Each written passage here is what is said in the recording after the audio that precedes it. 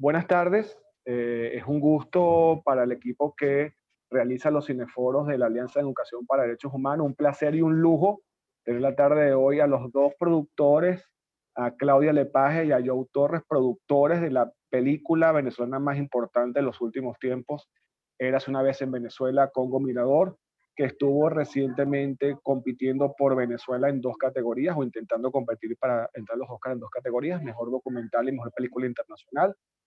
Teníamos la posibilidad de también contar la tarde de hoy con su directora, Anabel Rodríguez, pero como son las dinámicas propias de las producciones audiovisuales y de los estrenos cinematográficos, ella está ahorita en Madrid, en pleno estreno de la película en España, nos pidió disculpas muy tempranito y bueno, entendemos perfectamente que no nos puede acompañar el día de hoy, pero estamos muy bien representados por Joe y Claudia. Los cineforos de la Alianza de Derechos Humanos es una actividad de, que componen más de 50, entre 50 activistas, defensores y organizaciones que nos hemos unido para llevar adelante lo que es la educación en derechos humanos y en este particular caso a través de lo que es el cine. Y vamos a hablar cómo Eras una vez en Venezuela, Congo Mirador puede llevarnos a reflexionar bastante, porque creo que la película nos invita mucho a eso, a reflexionar, a entender, a comprender cómo eso que sucede en un pequeño pueblo del sur del lago de Maracaibo, considerado como el mejor escenario para ver el relámpago silente del Catatumbo, ese fenómeno natural único,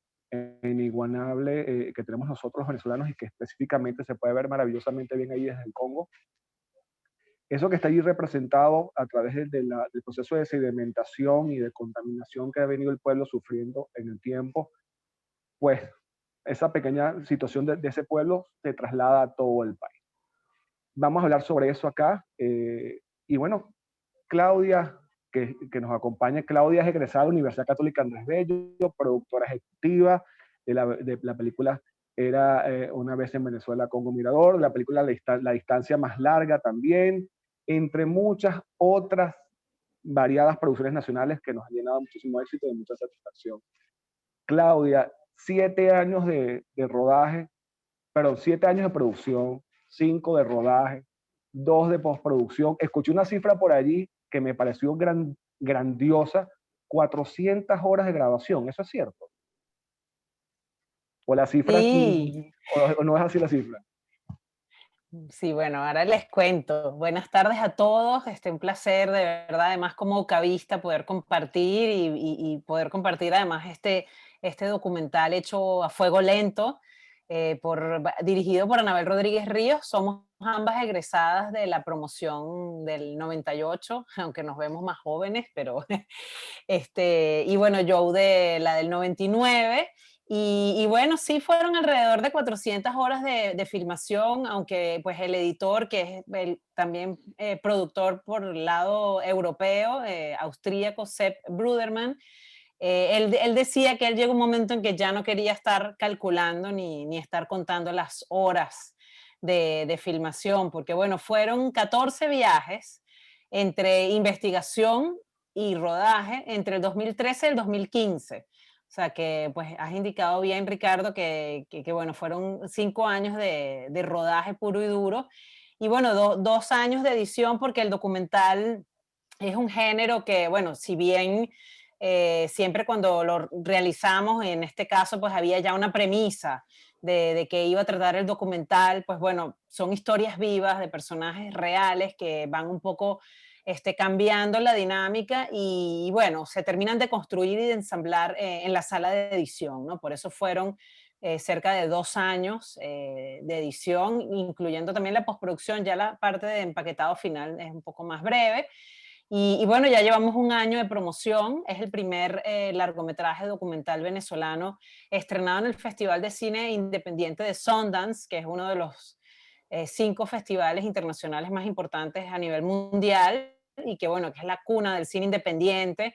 Estuvimos en una sección muy interesante de cine documental del mundo, ¿no? Entonces, a partir de allí, eso nos abrió una puerta a poder participar. Ya llevamos 32 festivales y 13 premios. Entonces, bueno, tenemos esta misión, además de crear conciencia acerca de lo que está pasando en Venezuela y acerca de pues, la violación constante de los derechos humanos. Si bien el documental no versa expresamente, así de una manera tan directa, no es una denuncia quizás de más reportaje o lo que sea de derechos humanos, pues sí, sí plasma, ¿no?, esa situación por la cual están atravesando los habitantes del Congo Mirador, donde, digamos, hay una gran falta de servicios públicos, de educación, o sea, sufren problemas que sufre la mayoría de la población en Venezuela, digamos,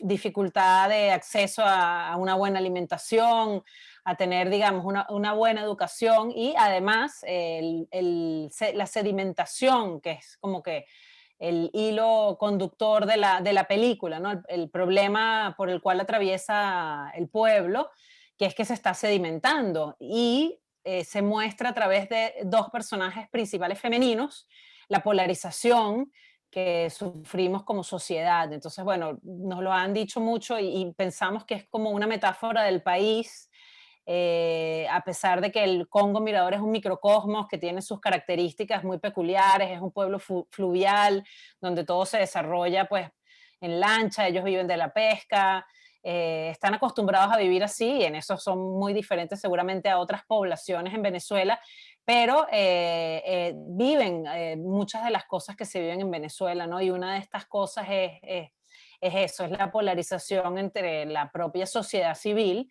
y además, pues un poco el abandono del Estado, ¿no? Además, siendo un pueblo tan recóndito, de tan difícil acceso, pues es mucho más fácil olvidarse de él. Irónicamente, está en el estado Zulia, al sur del lago de Maracaibo, el estado petrolero por excelencia, y sin embargo, bueno, un estado que en un momento fue tan rico, pues vemos desde el 2013 que se empezó a trabajar en el proyecto, que ellos estaban muy, muy solos, ¿no? Muy abandonados. Y bueno, con un problema que fue creciendo, que es este de la sedimentación, ¿no? Y entonces en el documental pues reflejamos esa búsqueda de los habitantes del Congo Mirador de soluciones, de cómo hacer para visibilizar su problema y cómo hacer para que el Estado pues apoye en las acciones efectivas que puedan impedir la sedimentación. Pero bueno, el documental no muestra solamente eso, o sea, por ejemplo, el tema de la educación, que pues es un derecho humano al que todos deberíamos tener acceso, o sea, el acceso a la educación pública, pues está atacado, mermado y precisamente por la polarización política que se vive en el pueblo, ¿no? Porque la maestra es de oposición y como hay un fuerte liderazgo del PSV en el pueblo, pues bueno, ella tiene que o renuncia o decide pues tener la escuela en marcha sustentada por ella misma, ¿no? Para poder seguir con su vocación de maestra. Pero bueno, yo creo que el documental pretende, pues bueno, sí, es una bofetada, muestra una realidad dolorosa, pero yo siempre digo que para que nosotros como sociedad civil podamos generar cambios, lo primero que tenemos que hacer es aceptar nuestra realidad, aceptar que hay un problema, aceptar bueno, vernos en la gran pantalla y ver ese dolor, esa tragedia. Creo que por un lado ha generado cierta catarsis, una gran empatía de los venezolanos, tanto en la diáspora como en el interior de Venezuela. Y bueno, la idea, el objetivo es que esa conciencia de que hay una cantidad de problemas motoricen los cambios, ¿no? Y a nosotros como sociedad civil y como cineastas, además, considerando que el cine documental puede ser perfectamente una herramienta de cambio social, pues bueno, hemos querido llevar este mensaje, no solamente en Venezuela, sino también en otros países, en otras instancias donde el público internacional bueno, jurados también de festivales internacionales han empatizado y han apoyado el documental. Bueno, yo creo que básicamente pues quería plantear eso como punto de partida y bueno, Joe seguramente puede agregar muchas cosas más.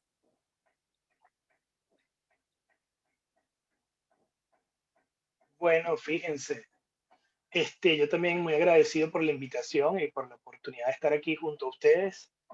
La película, si algo ha logrado esta película es enseñarnos muchas cosas. La verdad es que con ella, o sea, haciéndola, hemos aprendido muchas cosas, pero desde el 2020 que la estrenamos en Sundance, creo que hemos aprendido mucho más de ella que otra cosa. Creo que la película muestra de alguna forma y de todas las formas la indefensión de una comunidad, ¿no? Como una comunidad está, como una comunidad no porque sea remota geográficamente, sino como una comunidad se aísla del Estado, no hablemos del gobierno, sino del Estado, de la concepción de Estado, como de nación, como una comunidad se aísla y termina absolutamente indefensa, absolutamente sola, abandonada. La película, como bien saben, habla de la sedimentación de un pueblo y de cómo sus habitantes deben ponerse de acuerdo para sobrevivir ante la sedimentación. Y evidentemente, si algo se ha ido como sedimentando en nuestro país desde hace 20 años, son los derechos humanos. Yo creo, obviamente esta es mi opinión personal, creo que para los venezolanos los derechos humanos pasaron a ser como una entelequia, como una especie de marco teórico o metodológico, como una cosa abstracta que sabemos que está en algún lugar, sabemos que son un número determinado, que tienen título, pero realmente nosotros nos sentimos hoy por hoy ajenos a eso. No, es como si sabemos dónde están y de qué hablan y qué promueven y qué proponen y qué establecen para la convivencia humana, pero es como si no fuese con nosotros. El Congo Mirador muestra un poco eso, ¿no? Muestra un poco además cómo se fueron politizando los derechos humanos. Entonces pareciera que en un país como el nuestro no nacemos humanos y somos iguales ante el mundo de nacimiento, aunque después se creen ciertas diferencias en el camino, sino pareciera que en un país como este se nació político, se nació de izquierda o de derecha, eh, se nació revolucionario, es decir, se politizó y por esa vía se han utilizado, vilipendiado, maltratado, maltrecho, todo ese postulado de derechos humanos. El Congo Mirador es una muestra de lo que ha pasado con Venezuela. No hay mejor manera de entender, a mi manera de verlo hoy por hoy, desde el hecho cinematográfico, de entender qué nos pasó, que el Congo Mirador. Es un pequeño ejemplo de cómo perdimos la capacidad de hablarnos, la capacidad de sentarnos en una misma mesa, en torno a una misma mesa, a pesar de las diferencias, cómo, cómo empezó la política y después una especie de Estado militar y policial a adueñarse de todas nuestras posibilidades de convivencia real. La película también narra a su manera cómo estamos totalmente desconectados, desvinculados desde el punto de vista humano, precisamente. O perteneces a un lado o perteneces al otro, o eres de una facción o eres de otra facción. Es decir, la película habla de un sismo humano que nos fragmentó, obviamente, que nos separó, que hoy nos mantiene incomunicados, a pesar de que hay nuevas iniciativas como el Foro Cívico que pretenden desde lo civil, desde lo cívico, una reconstrucción del país. La película también plantea que, a mi manera de verlo, insisto, pareciera que la solución está más allá de lo político. La solución pareciera que está en manos hoy por hoy de nosotros, de los ciudadanos, no está en manos de la política, ni de la política de oposición, ni de la política propia de un régimen autoritario como el que gobierna Venezuela, sino que está en manos de nosotros. Por eso esta iniciativa es tan valiosa y por eso estar aquí es tan valioso. Es una reconstrucción desde lo cívico y desde lo civil, en aras de un bienestar común verdadero, que no tiene que ver con un chantaje político, ideológico, doctrinario.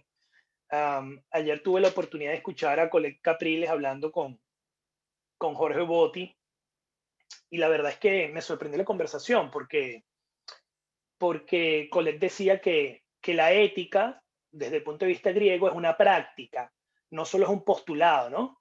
Y nosotros olvidamos practicar la ética y de la mano de esa práctica de la ética también también olvidamos practicar los derechos humanos. Insisto, retomo el tema inicial. Es como una entelequia, es como una abstracción. Está ahí, pero nosotros no la practicamos porque hoy por hoy sí sentimos, y yo a título personal, una indefensión absoluta, que es la indefensión que sienten los habitantes del Congo. La profesora está sola y está asediada por una supervisora que eso la presiona para que deje su puesto de trabajo. La líder política del PSUV al final también se queda sola, porque también termina dentro de la propia politización de la cual forma parte, pero eso la termina engullendo, ¿no? La termina devorando. El comisario del pueblo también termina aislado y sin ninguna posibilidad de lograr un acuerdo. El resto de los habitantes, los adolescentes y los niños presentes en la película, bueno, parecieran no tener futuro. Si no tienen futuro, ¿cómo vamos a hablar de derechos humanos? Hay un tema también de que es un pueblo que se le ha negado, al igual que el país, la modernidad concebida como algo relativo también a los derechos humanos, a la plenitud de derechos y de responsabilidades. Entonces, no hay derechos, pero tampoco hay responsabilidades. Es un país que si bien en algún momento fue de vanguardia, fue pionero en términos de modernidad, este proceso la ha alejado de eso que en algún momento fue, a pesar de sus errores. Entonces, hoy por hoy estamos muy abandonados, estamos muy lejos de ese ideal de la modernidad bien entendida. Y el Congo Mirador, bueno, ¿qué podemos hablar del Congo Mirador?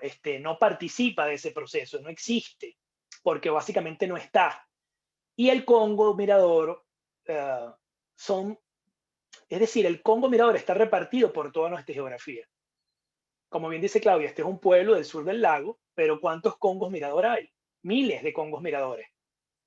La particularidad de este pueblo, como bien decía Ricardo, y el interés de Anabel primario cuando llegó a ese pueblo era retratar el relámpago silente del Catatumbo, que fíjate, o sea, fíjense, es un hecho único en el mundo, es un relámpago silente, está presente, pero no hace ruido. Es decir, no se escucha, pero está presente constantemente. Yo puedo hacer una extrapolación bastante salvaje de mi parte. Bueno, los derechos humanos están ahí, pero su práctica se ha desvirtuado, insisto, y se ha politizado, se ha condicionado. Y eso es lo que tenemos que revertir, insisto, desde lo civil y desde lo cívico. Volviendo a la conversación que escuché de Colette Capriles, volver a ser ciudadanos, perdimos esa condición.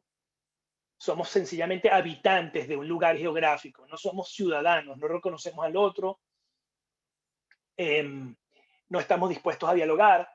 Y ya para terminar, nosotros hemos concebido la película, lo que hemos aprendido de la película, porque la película nos ha enseñado, como cuando tienes un hijo y ese hijo te enseña a ti como padre, es que la película, más allá de que plantea una realidad devastadora, es un llamado a la reflexión, al diálogo, es un punto de encuentro para conjugar lo nuestro, lo que somos. No es un lugar para hablar de aquellos, de estos, de ustedes y de nosotros por separado, sino de el país como un conglomerado. Entonces hemos descubierto, afortunadamente, ya en el montaje lo empezamos a visualizar, pero una vez que la película se hace pantalla grande, una vez que la película se hace pública, nos hemos empezado a encontrar con que la película genera diálogo, genera encuentro y genera esa necesidad obligatoria, fundamental, de ponerse de acuerdo, que es lo que realmente Venezuela, a mi modo de ver las cosas, ha perdido. Creo que la película inicialmente tenía unas características y la película se fue armando, la fuimos encontrando, nos fue encontrando a nosotros, que creo que Anabel fue muy, muy inteligente y tuvo tuvo un instinto, siguió su instinto y también reconoció lo que el Congo empezó a darle, más allá de lo que ella quería del Congo. Entonces, en definitiva, tenemos esta película que no deja indiferente a nadie, que te deja pasmado de alguna forma, pero que también te invita a la reflexión. Creo que eso es lo más importante. Gracias, Joe. Gracias, Claudia. Estos cineforos, especialmente el cineforo del día de hoy, es, como les decíamos, una iniciativa de la Alianza de Educación para Derechos Humanos. Hoy contamos con el valioso aporte del Centro de Derechos Humanos de la Universidad Católica Andrés Bello, la Fundación Lucelia, REDAC, también nos acompaña el día de hoy, CEPAS y Acción por la Libertad. Ahorita a continuación nos va a acompañar también el profesor Carlos Luzberti, coordinador del Centro de Derechos Humanos de la Universidad Católica Andrés Bello, abogado, experto en derechos humanos y que nos va a brindar la otra óptica de la película ya desde el punto de vista de los derechos humanos. ¿Cómo el especialista en derechos humanos ve la película y cómo el mensaje de la película puede apoyar en ese transmitir de la idea, muy en consonancia, muy de la mano que comentaba Joe.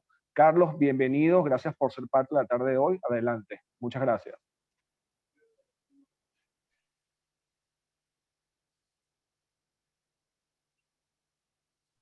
Hola, buenas tardes.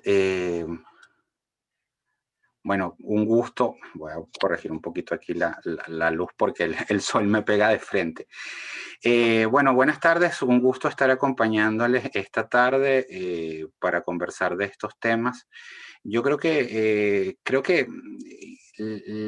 la película, una de las cosas que tiene como valor, y de alguna forma Claudia lo adelantaba en su comentario inicial, es que la película presenta una serie de realidades que dan para muchos análisis, ¿no? Desde el punto de vista de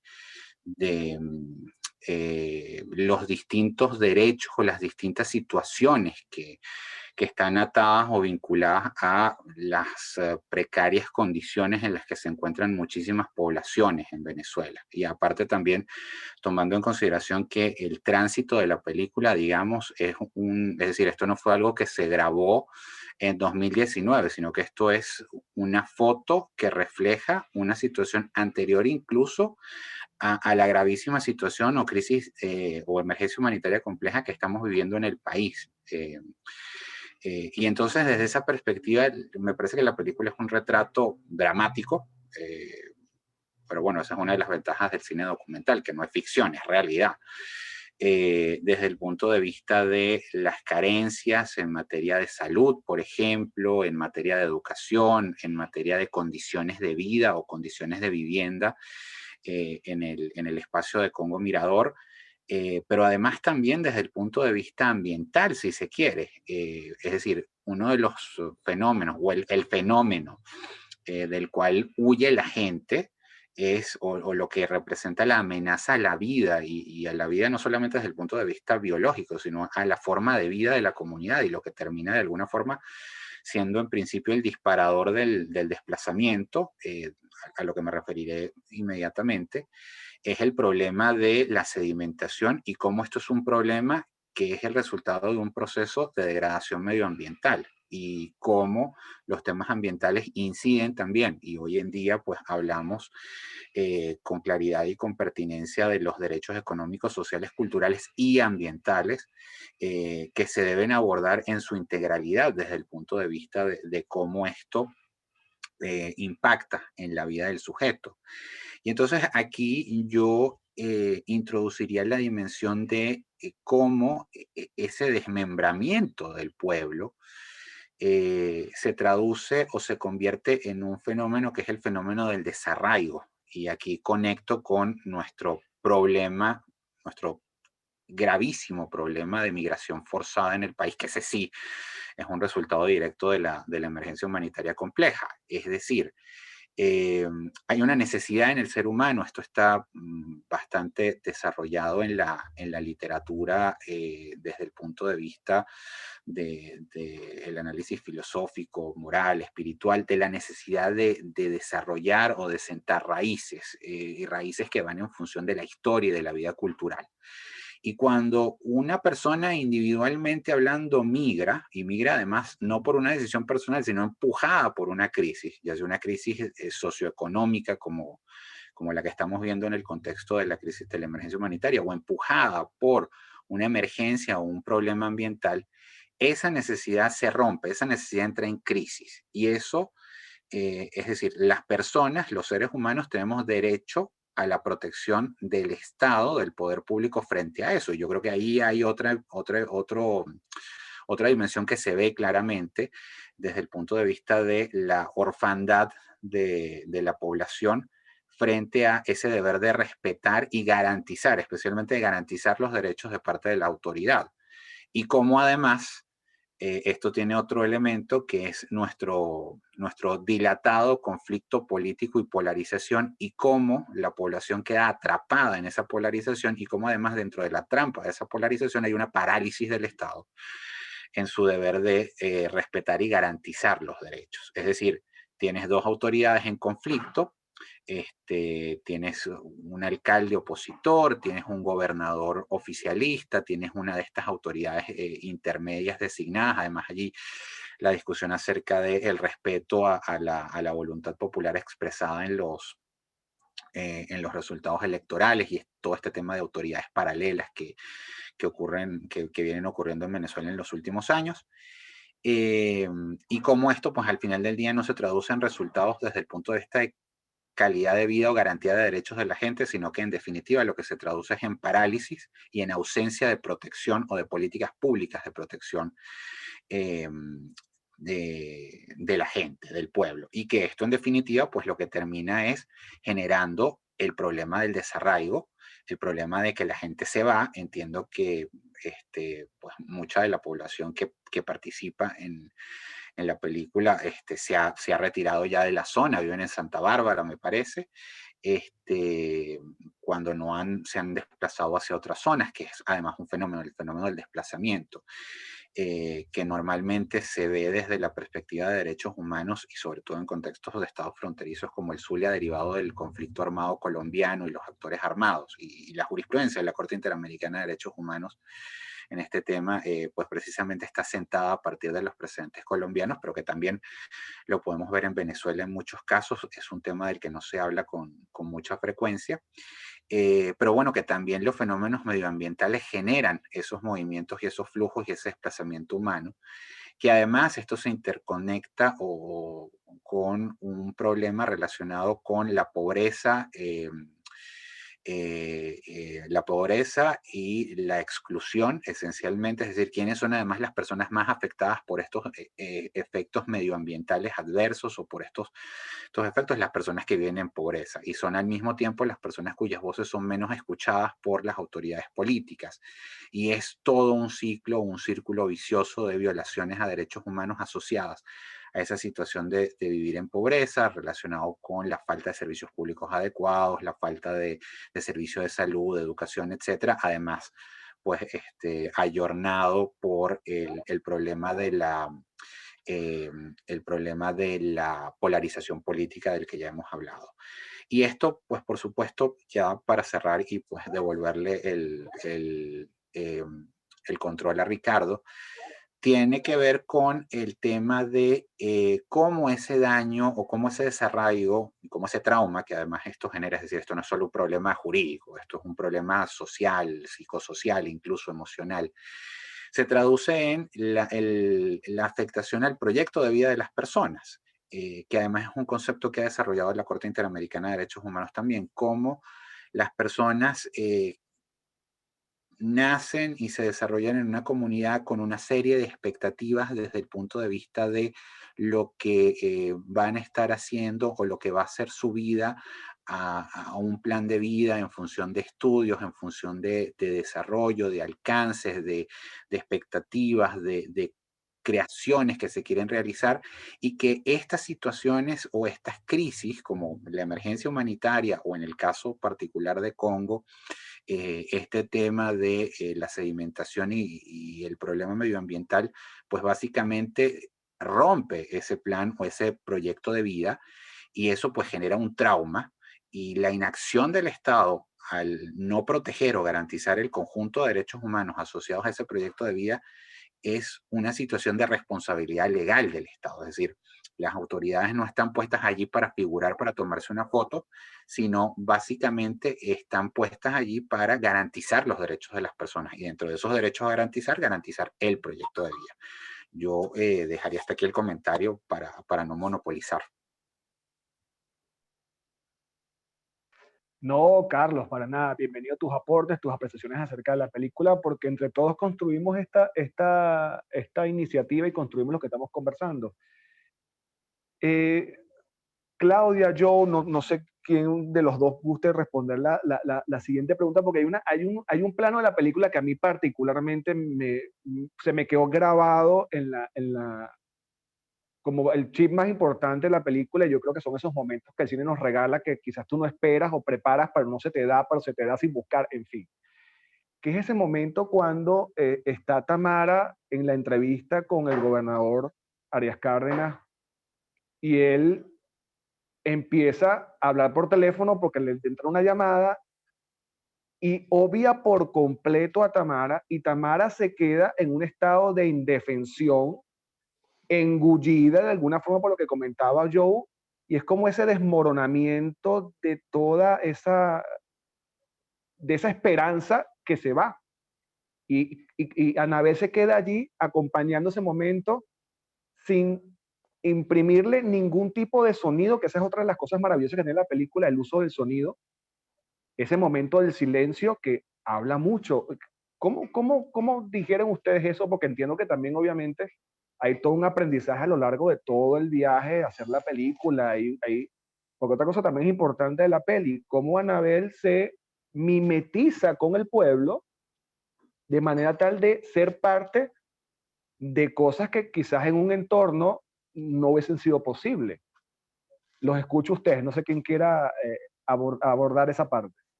Si quieres la respondo yo, Joe.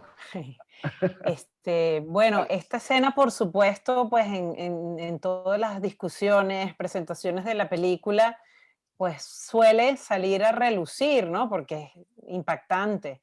Y por un lado siempre explicamos que, bueno, sí, el equipo se volvió invisible porque estuvimos tanto tiempo filmando allí bueno, la idea era acompañar a los habitantes del Congo Mirador en esta audiencia que la gobernación del Zulia hacía una actividad que era recibiendo a las comunidades o algo así. Entonces, bueno, ellos como líderes comunitarios les anuncian que van a ser recibidos. Nosotros pedimos los permisos correspondientes, o sea, no fue que nos coleamos con una cámara escondida, ni mucho menos, y bueno, presenciamos, grabamos eso como un acto político que sucedía en el contexto de ese programa, ¿no? De la gobernación que recibe a las comunidades.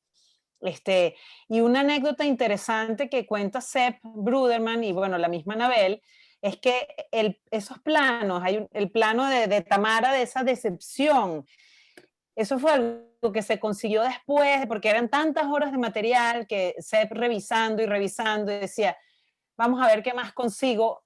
Imagínate, o sea, esos 30 segundos que cambian la película completamente, porque tú ves todo el tiempo a esta líder muy comprometida con su comunidad y pues además con esta ideología en la que cree fervientemente. Yo digo, sin juzgar si es buena o es mala, pero digamos, ella está allí luchando por lo que ella considera que es justo, por lo que ella considera que debe hacer como representante de la revolución y todo eso. Y ella es una decepcionada más, ¿no? De esta revolución que prometió tantas cosas, de sacar de la pobreza a la población, etcétera, etcétera. Y bueno, 22 años más tarde, pues vemos dónde estamos. Pero ella, que pareciera que es como la villana de la película, porque es la antagonista, la maestra, que uno la ve como, oye, esta pobre muchacha, madre soltera, luchadora, que por ser de posición la quieren sacar de la escuela, esta señora, pues es una villana. Y al final, esta escena tan fuerte nos muestra, digamos, sin mucho intervencionismo, como dices tú, o sea, es lo que ocurre en la escena, digamos, con el audio de lo que ocurrió allí, nos demuestra que, bueno, que Tamara es una víctima más de lo que ha pasado con el régimen. Y eso está allí sin mucho más. Entonces, estas son de las escenas que hablan por sí solas, ¿no? Y que muestran como decíamos, esta realidad que nos da una bofetada.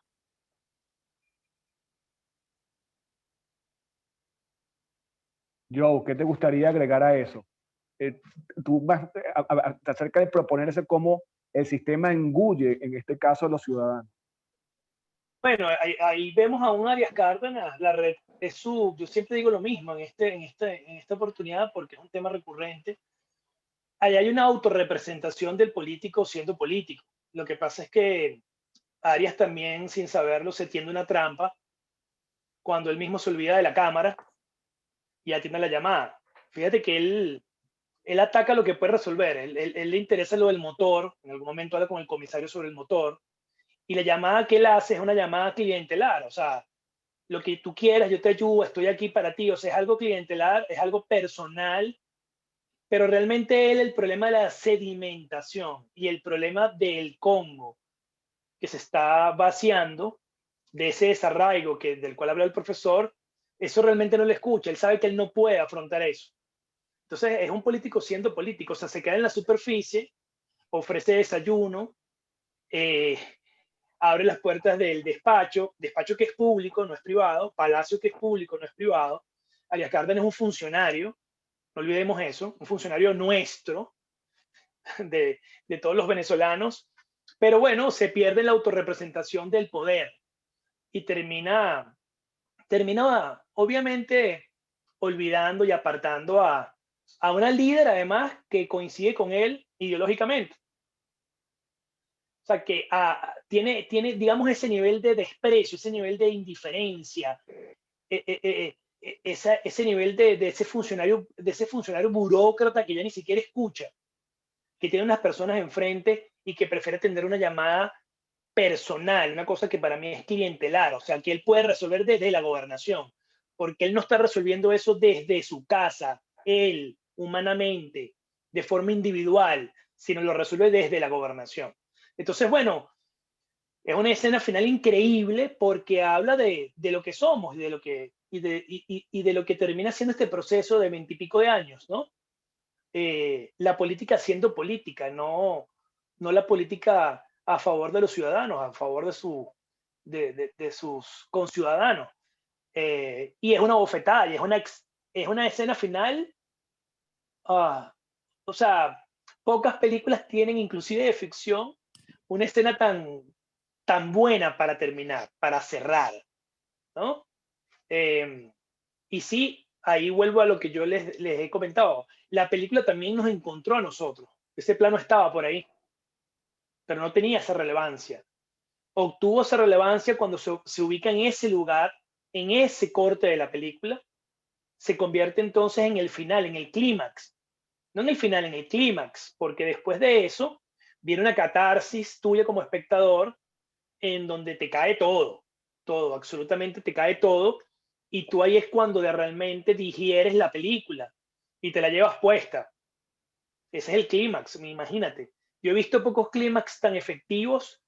En el cine de no ficción, muy pocos, pero inclusive en el cine de ficción es muy difícil lograr un clímax con una revelación, con una epifanía de esa naturaleza. Es algo muy pequeñito, pero muy monstruoso al mismo tiempo. Sí, es que ciertamente ese clímax del cual comentas, Joe y Claudia, es, digamos, ya el golpe final para que si tú no te has dado cuenta de lo que está pasando en la película, te termines de dar cuenta. Porque no puedes dejar de ver la película y dejar de sentir lo que está pasando, porque si bien es cierto, no vives ni perteneces al pueblo del Congo, vives en Venezuela y te está pasando lo mismo de alguna forma, quizás más grande o más pequeño, cada cual de acuerdo a sus propias circunstancias, pero no te es ajeno lo que estás viendo en pantalla, o sea, te toca la piel, te roza todos los días y lo palpas. Entonces, en ese sentido, a ustedes como realizadores, ¿qué cambió desde el primer día de rodaje al último día y en Claudia y en Joe como personas, como venezolanos, al ver esa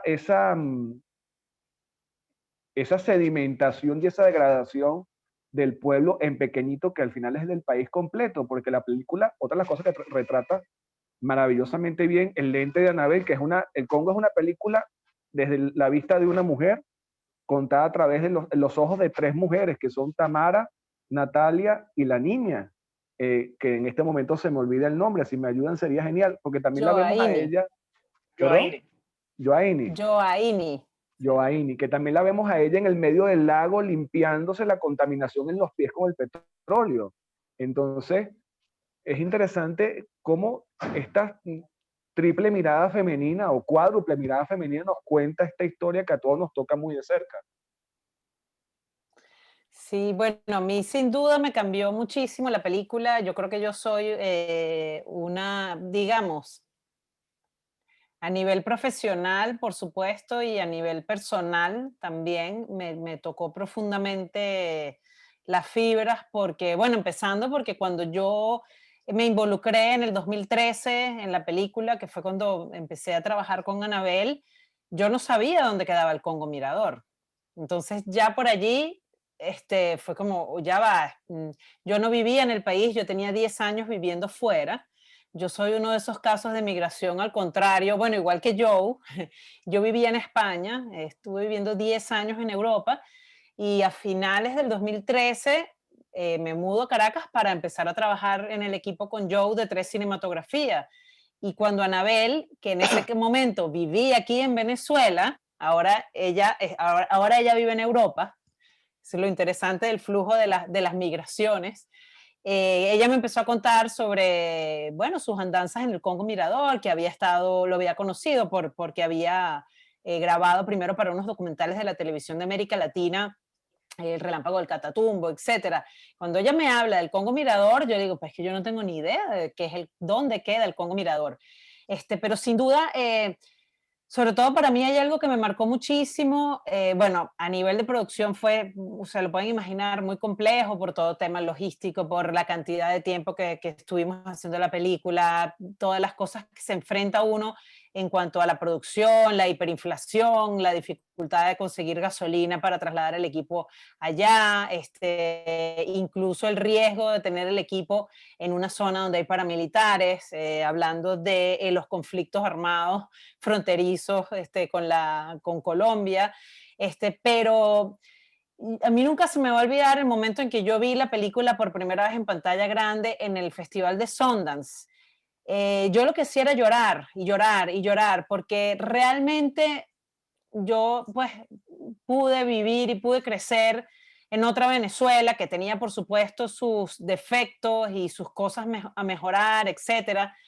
Pero esta sensación de tener tantos años con esta herida y verla en pantalla grande y después ver cómo la gente de Estados Unidos, que digamos una clase media alta que va a esquiar a Park City y que es una gente que digamos está acostumbrada a ir al Festival de Cine de Sundance, se nos acercaba y nos preguntaba cómo podemos ayudar, cómo podemos donar dinero para la maestra, y para mí eso se me removieron muchísimas cosas, porque por un lado como venezolana digo, wow, es increíble la fuerza que tiene el cine como para decir, estamos aquí, está pasando esto, nuestro país es un país que está viviendo una tragedia y poder visibilizar el problema, pero también a su vez yo, digamos, personalmente digo, ok, como cineasta puedo hacer esto, pero me siento, o sea, me siento sumamente dolida, ¿no? Porque ¿qué queda para las nuevas generaciones? O sea, yo tengo una hija de 5 años y digo, o sea, quisiera yo que la Venezuela en la que yo crecí fuese medianamente esta Venezuela parecida a esa, ¿no? No sé, me gustaría decirle, vámonos este fin de semana a Choroní, nos vamos tranquilas, a pasar un fin de semana en la naturaleza. O sea, hemos perdido muchas cosas, ¿no? Como venezolanos. Entonces, esta película para mí, más allá de las películas de ficción en las que he participado, bueno, que sin duda también han sido muy nutritivas, me cambió profundamente, profundamente. Joe, en tu caso como realizador, como director, como persona. A ver. Mira, fíjate, yo creo que la película, a los primeros que transformó fue a sus realizadores, a nosotros. Nosotros no, o sea, el equipo que empezó en el 2013 Yo me sumé un poco después cuando formalmente entré como coproductor y sumé a 3 Cinematografía como coproductor para ensamblar ese esquema que tiene la película hoy por hoy, que es Venezuela, Brasil, Reino Unido, Austria. Yo creo que esos cineastas que empezaron haciendo esa película no son los cineastas que terminamos haciendo la película. La película, insisto, nos transformó primero a nosotros y nos transformó humanamente. Entendimos el conflicto venezolano desde otro lugar, entendimos su amplitud, entendimos lo frágil que es en definitiva, ¿no? Esa fragilidad de los sistemas democráticos y de cómo se utilizó la democracia de alguna forma para detonarla desde adentro. Entonces yo te diría con toda sinceridad que nosotros empezamos haciendo la película desde un lugar bastante polarizado, sin nosotros saberlo. Teníamos demasiados prejuicios, demasiadas prenociones, conceptos, ideas y demasiada aprensión. Y estábamos bastante agraviados por el país. Y fuimos haciendo una reflexión obligatoria. Insisto, la película nos invitó, nos exigió, nos pidió que hiciésemos esa reflexión. Si la película no hubiese durado esos 5 años de rodaje y esos 2 años de montaje para un total de 7, y no la hubiésemos estrenado hace un año y hubiésemos, digamos, recorrido esos 8 años, la película sería diferente y nuestra postura también sería diferente. Entonces la película primero nos transforma a nosotros y nosotros entonces ahora, no voy a decir que somos elementos de transformación porque sería muy soberbio de nuestra parte, pero la película es un elemento de transformación. Es un elemento de diálogo, insisto, es un elemento de encuentro. Te permite que te encuentres y hables del país y que por lo menos te puedas sentar a hablar de él. Sí, yo creo que eso es lo más importante. Ninguno de nosotros terminó siendo el mismo, ninguno. Ni los de producción, ni los músicos, ni los montadores. De hecho, esto es una película que tiene una pata brasilera, como te decía, tiene una pata del Reino Unido y tiene una pata austríaca. Ellos tampoco terminaron siendo los mismos de cara a Venezuela. Ellos también sufrieron un proceso de transformación desde la visión extranjera. También hubo un proceso de transformación. Y eso es lo que hoy por hoy más nos reconforta. Y Anabel, hay que darle crédito a Anabel en esto, hizo esta película para que la película estableciese conversaciones, estableciese diálogos y puntos de encuentro. Ella tenía como esa fijación, creo que al principio no de forma muy consciente, pero siempre estuvo ahí. Pero hoy por hoy, si tú hablas con ella, más allá del logro cinematográfico, más allá de la forma, de lo formal, ella encontró una forma de establecer un diálogo, una conversación. Y eso es lo que nos hace felices hoy por hoy. Más que los premios, más que los festivales, es poder estar aquí, es poder llevar la película a las salas de cine, pero también a las plazas, a las calles. Eso es lo mejor para nosotros. Es que yo justamente a eso iba porque en las entrevistas que he podido leer de Anabel, en los videos que he podido ver sobre ella, en las distintas entrevistas, conversatorios, en fin, que ha tenido, ciertamente la película la transformó y el llevar el mensaje del Congo Mirador y lo que está sucediendo en el Congo y en toda Venezuela se ha convertido como un objetivo de vida para ella. Y entiendo Totalmente. y no sé si para todos en general del equipo, entiendo que sí. Y uno de los objetivos que viene ahora con la película es llevarla a zonas populares y que todo el mundo pueda verla. Y en este sentido les hago 2 preguntas y una de ellas para iniciar las más de 30 preguntas que tenemos, vamos a ver si podemos contentarlas todas en el tiempo que tenemos. Primero, ¿cuántas personas han visto la película? Y creo que también una muy importante, la gente del Congo ya la vio. Ustedes tuvieron la oportunidad de hacer como un estreno en el Congo como hizo la gente del Amparo, llevar la película y que se vean allí la gente. ¿Pretenden Bueno, eso hacerlo? viene ¿Quieren ahora. hacerlo? Ok. Eso viene ahora. Sí, sí. Ahora viene la parte de lo que llamamos para hacer la campaña de impacto y una gira nacional que ya tenemos pautadas 16 proyecciones, se van a ir sumando quizás unas 3 más, pero en diferentes países, en diferentes ciudades del interior, ciudades y pueblos del interior, proyecciones en plazas públicas, o sea, proyecciones gratuitas para que la gente de a pie pueda ver la película.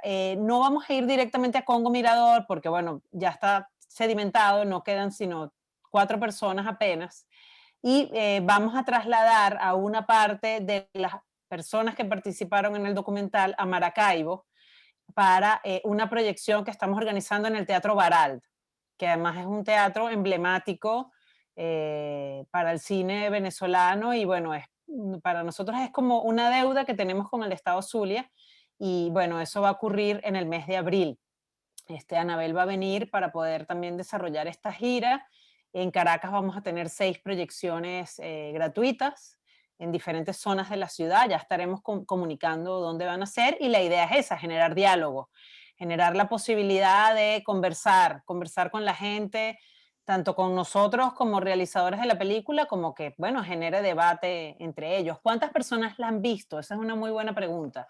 Bueno, finalmente pudimos estrenar en cines en Venezuela, a pesar de la pandemia y todo, ha sido difícil, pero bueno, en algunos sitios ha ido muy bien, como en el Trasnocho, y llevamos, o sea, así como en números de taquilla, llevamos más de 1000 espectadores, que es una cifra quizás pequeña, pero en tiempos de pandemia y para hacer un documental, que además abrimos en 10 pantallas a nivel nacional, que eso es muy raro para un documental, yo siento que el balance ha sido sumamente positivo. Y a nivel mundial, pues bueno, todas las personas que donaron en nuestro crowdfunding para los Oscars, que adquirieron el Secret Screening, que era la posibilidad de verla en streaming en una plataforma, les enviamos el código, algo que todavía sigue abierto, sigue a disposición. Bueno, han sido también, o sea, teníamos de donaciones, llevábamos 1700 personas que donaron, quizás no todas donaron para el Secret Screening, pero tenemos un buen porcentaje. Y ahora seguimos con ese crowdfunding abierto precisamente para financiar estas actividades de impacto, porque queremos que la película llegue a la mayor cantidad de rincones posibles y sobre todo que sea gratuita, porque no todo el mundo tiene la posibilidad de pagar $3 para verla en streaming o $3 para verla en los cines. Y además no todo el mundo se quiere arriesgar a meterse en una sala de cine, ¿no? Entonces es verla en pantalla grande, pero al aire libre. Ese es uno de los objetivos que tenemos para los próximos 3 meses. Es un tremendo objetivo, Claudia y Joe, y creo que si lográsemos que la película llegue a más gente, va a ser maravilloso. Yo creo que mientras más personas la vean, la masificación del mensaje va a ser más grande, ¿no? Y en este sentido, le pregunto a Carlos, viendo cómo la película ha impactado en quienes la han visto, Carlos, como especialista en derechos humanos, como coordinador del Centro de Derechos Humanos de la Universidad Católica Andrés Bello, ¿cómo el cine nos puede ayudar a hacer, digo, de alguna forma más digerible el discurso de los derechos humanos y que llegue más fácil, que permee, que cascadee hacia abajo y que todo aquel que la vea, sea especialista o no, puede internalizar lo que son los derechos humanos, su plena vigencia, educarse en ellos y que pueda empoderarse de ellos mismos para poder defenderlos desde su propia posición de donde estén? Gracias, Ricardo. Mira, yo creo que el cine ciertamente es una de las herramientas más poderosas desde el punto de vista de que la gente pueda entender que los derechos son elementos de la vida diaria, que los derechos no están solamente en los libros, en las declaraciones, en los tratados, en las constituciones, sino que el derecho en general y los derechos humanos en particular tienen un impacto, una importancia. Y probablemente una de las fortalezas que tiene la posibilidad de ver distintas realidades retratadas en el cine es poder ver e interpretar cosas que la gente en su vida cotidiana probablemente termina por naturalizar o confundir con el resto del paisaje cuando en realidad no son cosas normales, cuando no son cosas que deberían ocurrir. Luego, otro dato importante es un poco lo que comentaban Claudia y yo desde el punto de vista de cómo además en este caso la película puede, o una película cualquiera, pero el Congo Mirador en este caso puede movilizar la conciencia y la solidaridad de otras personas más allá de nuestras fronteras o incluso dentro de Venezuela frente a otras realidades. Es decir, ponía el caso del Amparo, por ejemplo, cómo gente que no tiene conciencia de cuál fue la situación de la masacre del Amparo se entera 30 años después de qué fue lo que ocurrió gracias a una película.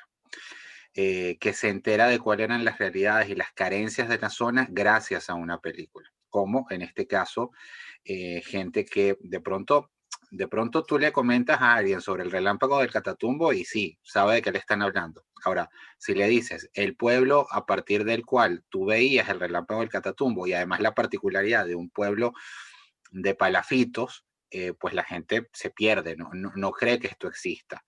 Y si lo sacas de Venezuela, pues todavía se vuelve más, más interesante desde el punto de vista de cómo esto moviliza o cómo esto puede movilizar las conciencias. Y creo que aquí un poco simplemente comentar que esa idea de verse reflejado o ver esa otra realidad reflejada a través del cine, yo creo que es clave para incluso generar espacios de reflexión y además, por supuesto, que el cine pues pueda venir acompañado de espacios como este, donde uno pueda tener no necesariamente una, vamos a llamarlo así, acompañamiento experto, sino tener la posibilidad de discutir o conversar sobre los sentimientos que dispara la película. Y de vuelta, tanto Claudia como yo lo decían, cómo ellos cambiaron en el curso de la manufactura, digamos, de la película, de la realización. Es decir, cómo la interacción, cómo lo que vieron, cómo lo que sintieron, de estar, por supuesto, además las dificultades y las carencias generaron un cambio en ellos, pero también cómo eso o esas vivencias se transmiten a través de la cinta, a través de la película, y cómo eso al mismo tiempo tiene la capacidad de operar cambios y reflexiones en la persona que lo ve, en el espectador concretamente, desde el punto de vista de la posibilidad de hacerse preguntas y reflexionar. Creo que estos son dos ejercicios fundamentales desde el punto de vista de lo que ser la potencia de la educación en y para los derechos humanos. Gracias, Carlos. Bueno, vamos a tratar de dar respuesta a las múltiples preguntas que le llegaron. Que algunas ya se han respondido en la medida de la conversación que hemos ido teniendo, pero, y Claudia la abordaba un poquito allí, pero vamos a profundizar un poco más. ¿Qué ha sido la vida de Tamara? ¿Qué ha sido la vida de Natalia, si ustedes saben? ¿Qué ha sido de la vida del comisario? ¿Qué ha sido la vida de la gente que estuvo en el Congo Mirador, que participó en la película y que hoy no está en el pueblo? Ahí Bueno, la experta es Claudia. sí, sí, los tenemos rastreados porque, bueno, Arsenio Hernández, que es productor, asistente, además se terminó convirtiendo en asistente de dirección de Anabel. Arsenio Hernández es del Congo Mirador. Él es un muchacho que él era policía y descubrió que quería ser cineasta y es nuestro cable a tierra con, bueno, ya no con el Congo, pero sí con los congueros. Y bueno, Natalie, la maestra, ella intentó emigrar a Colombia, le fue muy difícil, volvió a Congo Mirador, pero bueno, obviamente Congo Mirador cada vez había menos gente y ahora ella pues renta una habitación en Santa Bárbara del Zulia, donde está pues intentando subsistir. Tamara se mudó a Santa Bárbara del Zulia y como pues ella es emprendedora, pues tiene una modesta línea de taxis, por así decirlo, con 2 vehículos a disposición de los pasajeros del Santa Bárbara del Zulia. El señor Camarillo, él se quedó en Congo Mirador, él pues nació en Congo Mirador y dice que él va a morir en Congo Mirador. Y el señor Edín está en Santa Bárbara también. Pues de hecho ellos son Natalie, Edín, el comisario y Tamara, 3 de las personas fundamentales que vamos a trasladar a Maracaibo para ver la película. Y los demás congueros, bueno, como ustedes se dieron cuenta en la película, pues se mudan con la casa, ¿no? Ellos cortan las columnas de la casa y las montan en peñeros, y hay muchos que se han trasladado a otros pueblos de agua del lago de Maracaibo, ¿no? Hay varios por la zona, entonces, bueno, están un poco regados por allí.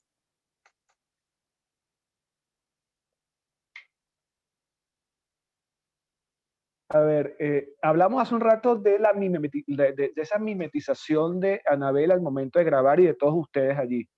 Eh, Me imagino que eso se habrá convertido luego en una familiaridad, en unos amigos, en unas amistades que trascienden el tiempo, luego de vivir tanto tiempo allí. Eh, ¿Cómo fue esa convivencia, ese día a día con ellos en los distintos momentos que tuvieron en la realización de la película? Inclusive también, ¿cómo fue ese cambio en ellos mismos cada vez que ustedes iban a grabar? Quizás el ánimo era distinto, los sentimientos eran distintos, no sé, cuéntanos un poquito de eso, por favor. Joe, Claudia, no hay predilección Bueno, acerca de la respuesta. eso también es un... Recuerda que son 5 años de rodaje. La comunidad del Congo y esos personajes que antes de personajes son personas también sufrieron una transformación paulatina. Crecieron con la película, se transformaron con la película. De hecho, Anabel siempre cuenta que durante los primeros 3 años de rodaje no se tuvo acceso a Tamara. Tamara estaba por ahí, era líder del PSUV, pero no tuvieron acceso a ella como personaje. Los 2 últimos años, Tamara se convierte además en un personaje aprensible porque el equipo no tenía dónde hospedarse y terminaron hospedados en casa de Tamara. Entonces, cuando Tamara abre las puertas de su casa para hospedar al equipo, termina entrando definitivamente en la película. Esas cosas de como una limitación se convierte en una ventaja creativa, ¿no? En una posibilidad creativa que no existía hasta que Tamara toma esa decisión y dice, bueno, vengan a mi casa, quédense en mi casa. Y Tamara entonces termina cediendo ante la insistencia y ante la presencia de Anabel y el equipo, un equipo de 5 personas, que nunca fue superior a 5 personas. Pero también Joanie se transforma, crece con la película, no es la misma niña del certamen de belleza que vemos. Al final no es esa misma niña, ya es una adolescente. La profesora termina yéndose con su casa, muy simbólico, como bien dice Claudia, porque cortan los cimientos y se van con la casa. Eso es muy simbólico en función, o sea, de lo que significa para los venezolanos esos 5 millones, más de 5 millones de venezolanos que se han ido con su casa o sin su casa fuera de nuestras fronteras. El director de fotografía, John Márquez, dice algo muy interesante, que es que ellos entendieron que tenían que ser como un remo, como un barco, como un habitante más. Es decir, tenían que, sobre eso hubo una conversación pública que hicimos, una de estas conversaciones cuando estábamos en la carrera del Oscar o hacia el Oscar, que titulamos Hacerse invisibles para estar presentes. El director de fotografía, Anabel, el sonidista, se fueron como haciendo invisibles, y a medida que se iban haciendo invisibles porque fueron 14 viajes, como bien dice Claudia, estuvieron más presentes en la película. Cuando ya la cámara no importaba, cuando el micrófono no importaba, entonces la película empezó realmente a florecer. Antes, insisto, todo era autorrepresentación y no servía. No servía para construir la película que vemos, pero eso permitió construir la película que no vemos, que quedó fuera, descartada, pero eso fue lo que logró que Tamara fuese Tamara, que la profe fuese la profe, que Joanie fuese la profe. O sea, que ellos realmente se desnudaran ante la cámara. Entonces hubo un proceso también de transformación de esos personajes, de transformación del equipo, de aprendizaje, y como te digo, aprendimos a hacernos invisibles para estar lo más presente, o sea, para estar cada vez más presentes. Y ese es el éxito que tiene la película. Por eso es que la gente se pregunta, pero ¿cómo vi una cámara ahí? ¿Cómo logran ese testimonio? ¿Cómo se logra esa escena? ¿Cómo se capta eso? Porque no es una cámara que está robando, no es una cámara escondida, cándida. La cámara está ahí. Es una cámara además es una cámara con un poder de sugestión bárbaro porque está cerca. No es un teleobjetivo, no es la cámara de un boyerista. Es la cámara que está a 1 metro, a 1,5 metros, a 30 centímetros. de los personajes. Eso realmente, cuando yo veo la película, que la he visto muchas veces, yo mismo me sorprendo y digo, o sea, es mágica la presencia de la cámara. Sí, es que justamente el poder que tiene la película es ese, que te va metiendo dentro del pueblo y llegas a un punto en que tú eres un habitante más del pueblo y estás conviviendo con los que están allí, ves al señor que se está afeitando muy temprano en la mañana, ves a la señora que está vendiendo sus empanadas o su comida en su bote, ves a los niños llegando al colegio para su jornada normal y te vuelves parte de ellos y es cuando te preguntas, o sea, ¿cómo lo lograron? Y ustedes lo están comentando ciertamente acá, que es eso, es lograr que la cámara sea un habitante más del Congo. Y eso sucede solo, o creo yo, ustedes me podrán corregir, cuando todo el ambiente se vuelve o se confabulan de esas cosas mágicas que suceden en el cine para que todo pueda de alguna manera darse para la realización de la película. ¿Hasta dónde, una de las preguntas que tenemos acá, hasta dónde quieren o hasta dónde creen ustedes que puede llegar Congo Mirador? ¿Hasta dónde podemos expandir el mensaje de la película? ¿Tiene límite o no? No, no tiene límites. No tiene. Yo creo que no tiene límites. Ya ha llegado un momento en que la película tiene vida propia. La película camina sola. La película ya antes pues era como, oye, mira, tenemos esta película, la quieren ver, y eso se transformó a una cantidad de gente escribiéndonos, ¿cómo hago para ver la película? O sea, se volteó la tortilla completamente y eso es muy lindo porque quiere decir que ya la película en algún momento nosotros la vamos a soltar, porque sí, hemos hecho bastante el trabajo y ya llegará un momento en que ya pues estará distribuida de una manera en que ya todo el mundo la pueda ver sin pedírnosla. Pero Joe puede compartir un tweet que llegó hace poco. Joe, habla de eso, por favor. Fíjate, Ricardo, justamente, yo le acabo de pasar este tweet que acabo de leer y que acabo de responder. Y entonces le escribo al equipo. Nosotros tenemos un grupo de chat en donde está Anabel, Claudia, Seth Bruderman, que es editor y productor de la película, y yo, que es el grupo Candela de la película, ¿no? Okay. Y yo le acabo de compartir este tweet venezolano que dice, una mujer desconocida, obviamente, esto es lo mejor, dice, del colegio le mandaron a mi hija en 4º año a ver Once Upon a Time en Venezuela. Se lo agradezco infinitamente al profesor esa tarea. Tengo a mi hija más 2 de sus amigas viéndola en este momento. Eso es lo que nosotros queríamos. La película llegó hasta ahí, hasta ese lugar en donde un profesor la recomienda a sus alumnos y sus alumnos la ven. ¿Sí? Por eso nos importaba a nosotros muchísimo el Oscar. El Oscar no nos importaba por el certamen como tal, que también, porque yo no creo que haya ningún cineasta que no quiera un Oscar en su carrera. Eso lo podemos discutir en otro cineforo. Pero definitivamente nosotros lo que queríamos fundamentalmente era llegar a ese lugar para que el mensaje fuese expansivo y desde esa cumbre, desde esa cúspide cinematográfica, pero al mismo tiempo social, política y cultural que representa el Oscar, poder gritar y que el grito se expandiera. Eso lo estamos logrando ya no con el Oscar, sino con un recorrido en donde la película, como bien dice Claudia, ya camina sola. Ya la película camina sola y ya la gente lleva la película. Entonces ya no es un equipo de promoción que sigue trabajando, sino son las personas. Se estrena en España, en 6 ciudades, en más de 10 salas. Eso es un hito para una película venezolana de no ficción. Se estrenó aquí también en más o menos entre 6 y 8 ciudades, en más de 15 pantallas. Eso también es un hito para el cine de no ficción venezolano. Se va a estrenar en México próximamente, se va a estrenar en Colombia. Hay una distribución oficial en los Estados Unidos, hay un agente de ventas mundial. O sea, la película ha logrado cosas desde su modestia, cosas gigantescas para que se vea, se reproduzca y el mensaje no se detenga. Por eso yo creo que la película, en términos cinematográficos, está como en su punto medio, en ese punto que divide al segundo acto en 2. ya pasamos el primer acto, pasamos la primera mitad del segundo acto, pasamos el punto medio y ahora estamos hacia el segundo punto medio y vamos hacia el tercero, en términos de a dónde debería llegar la película. Entonces, bueno, queda mucho camino por recorrer.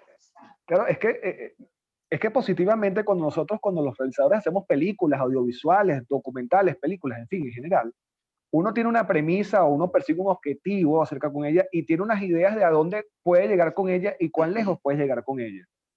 Pero obviamente una vez que uno estrena la película o estrena la historia, ya eso se escapa de las manos de uno y se vuelve del público.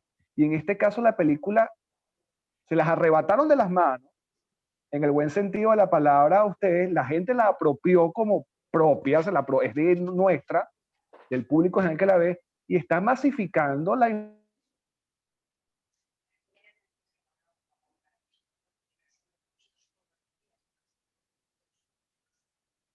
¿Se congeló?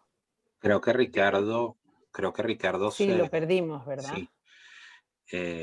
Bueno, la verdad creo que la idea que estaba tratando de transmitir es que la película adquiere vida propia. Y creo que ustedes lo reflejaron en sus comentarios claramente. Y creo que eso usualmente suele ocurrir también un poco a partir de ese comentario que hacían respecto a cómo ahora les piden la película y cómo se la solicitan, ¿no?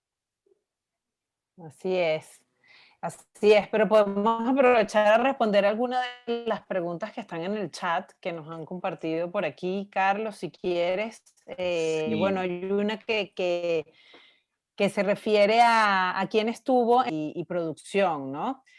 Bueno, digamos que en Sonido de Campo son dos sonidistas venezolanos que estuvieron uno en un periodo y otro en otro. Uno es Marcos Salaverría, que además hizo el sonido de la película colombo-venezolana El abrazo de la serpiente, que estuvo hasta nominada en los Oscars como mejor película internacional de habla no inglesa. Pero la postproducción, que es lo interesante, se hizo en Brasil. Toda la postproducción de sonido estuvo a cargo de Daniel Turini, que es un sound designer de Sao Paulo, que tiene una carrera cinematográfica y de series muy interesante.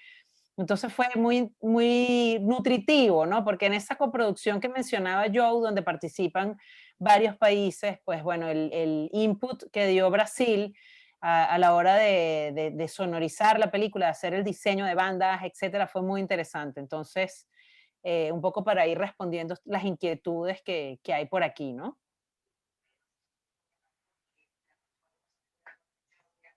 Luego, alguna anécdota interesante acerca del detrás de cámara o el rodaje.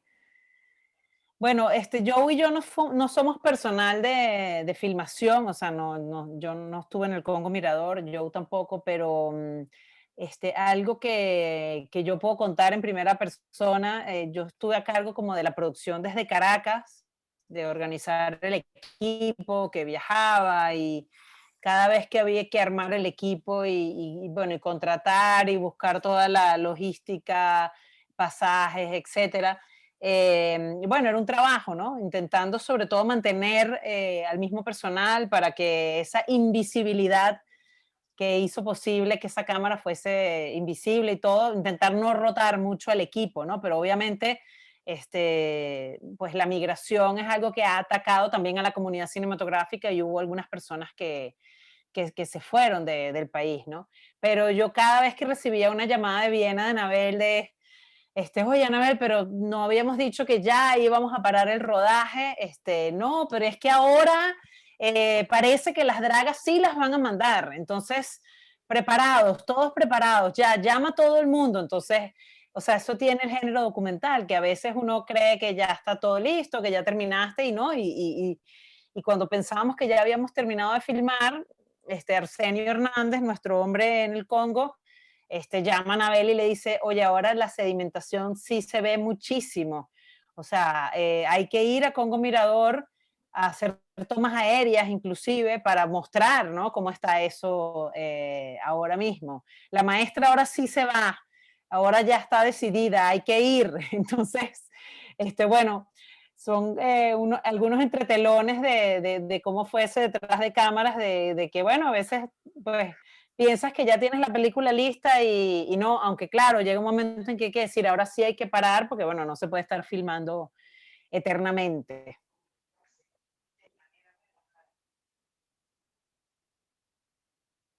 Les preguntan sobre nuevos proyectos. ¿Qué hay en el radar para el equipo de Una vez en Venezuela, Congo Mirador? ¿Cuál es el próximo paso?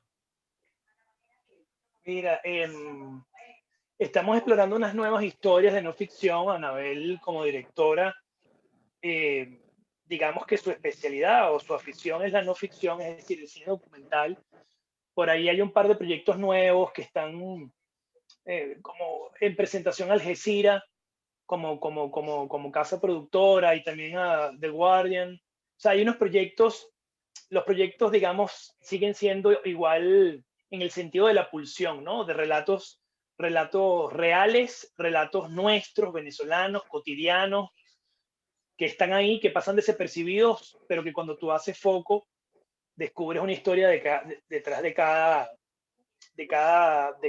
pueblo, de cada ciudad, o de cualquier asentamiento, ¿no? Entonces hay un par de proyectos, insisto, de no ficción que Anabel está autorizando, y nosotros como equipo ya cinematográfico, por ahí vienen otras películas, por ahí viene Dirección Opuesta, que es una película de ficción, es la adaptación de Blue Label, el libro de Sánchez Rugeles. Es la tercera película de Alejandro Velame.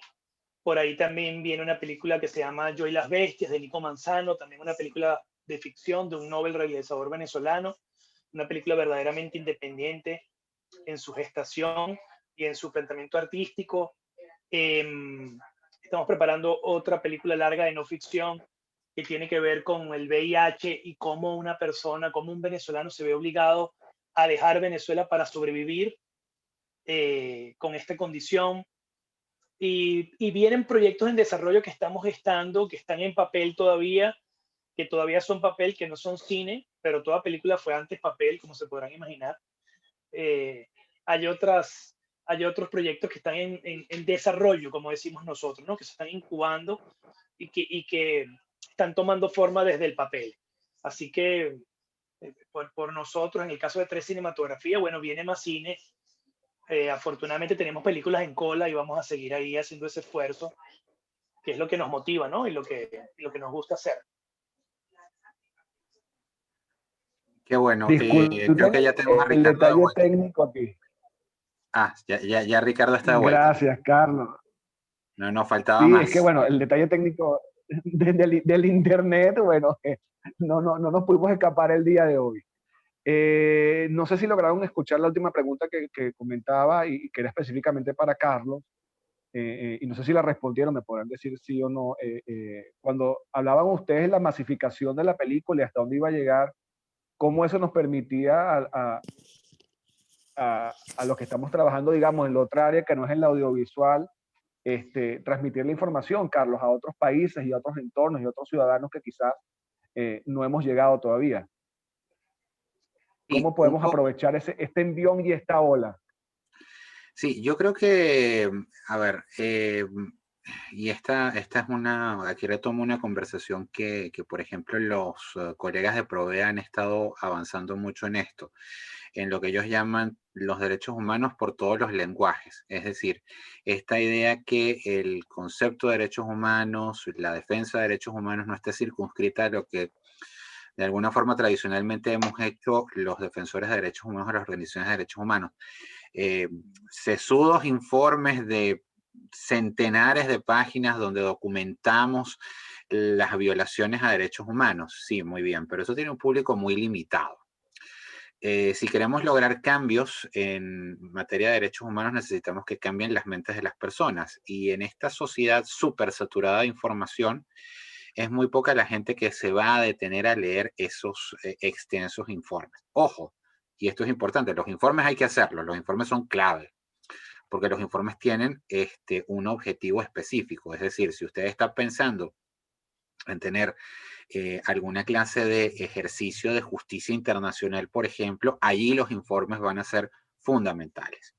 Pero si usted está buscando tener incidencia y cambiar la mente, el mindset, lo que llaman en inglés el mindset de la gente, para que actúe, por ejemplo, en defensa de los valores de la democracia liberal, tanto desde una pequeña comunidad en las orillas del lago de Maracaibo hasta todo un país en el contexto de el respeto por los derechos, el respeto a la institucionalidad, al Estado de Derecho, desde el punto de vista del concepto de democracia, democracia liberal y de lo que esto significa, estas herramientas como el cine, como los cortometrajes, cosas más cortas, que permitan dar un rápido pantallazo y hacer que las personas tomen esa conciencia y cuestionen. Yo creo que aquí también es fundamental ese ejercicio de cuestionar la realidad y de preguntarse si estas cosas, como yo decía en un momento anterior,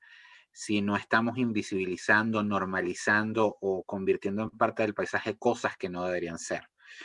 Y yo creo que estas son herramientas muy valiosas, muy importantes para eso, incluso también desde el punto de vista de tomar en consideración que el mundo está cambiando. Los jóvenes, y no incluyome yo en esa categoría, yo que estoy ya en la banda de los de más de 30, pero los jóvenes, es decir, ese grupo etario de entre 16 y sus 20 años, son el grupo mayoritario en este momento y es el grupo que está haciendo la diferencia desde el punto de vista en temas políticos. Digamos, la participación de los jóvenes es lo que puede determinar una elección. Del mismo modo como desde el punto de vista comercial, ahora, es decir, las preocupaciones comerciales de las empresas van en función de las inquietudes que tiene la juventud en función a temas como el tema medioambiental, por ejemplo, los temas de consumo responsable.